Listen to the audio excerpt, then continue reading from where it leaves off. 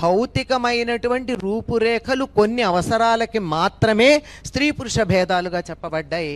మానవులకి కూడా గౌరవాన్ని కలిగించటం కోసం, పైకి చెప్పడానికి రావణ వధ కోసం అవతరించానని చెప్పిన మానవుడికి గౌరవాన్ని కలిగించడం కోసం కొన్ని నియమాలని తాను ఆచరించి చూపించినటువంటి వాడు శ్రీరామచంద్ర మహాప్రభు.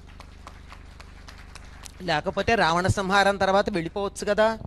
11,000 సంవత్సరాలు, దశవర్ష సహస్రాణి దశవర్ష శతాని చ రామో రాజ్యం ఉపాసిత్వ అని చెప్పారు. రాముడు రాజ్యాన్ని ఉపాసన చేశాడు, పాలన చేయలే.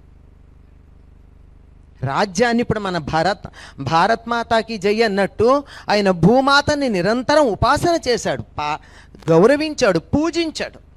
అటువంటి మా రాముడు ధర్మాన్ని ఆచరించి చూపించిన తర్వాత మనకి ఒక రకమైనటువంటి ధర్మ విషయం